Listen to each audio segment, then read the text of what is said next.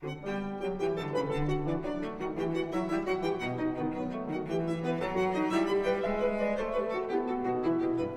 was the charming month of May, when all the flowers were fresh and gay. One morning by the break of day, the youthful charming Anne from peaceful slumber she arose, got on her mantle and her hose, and all the flowery mead she goes, the youthful charming Anne.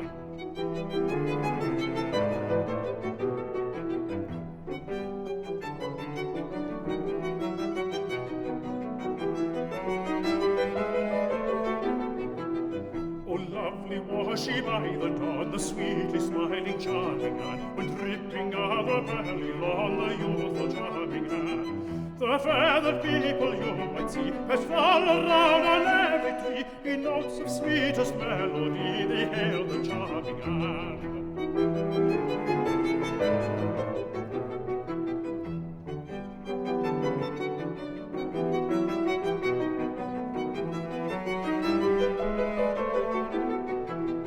Lovely was she by the dawn, the sweetly smiling charming Anne, when dripping of the belly lawn, the youthful charming Anne. Till painting gay the eastern skies, the glorious sun began to rise, was rivaled by the radiant eyes of youthful charming Anne.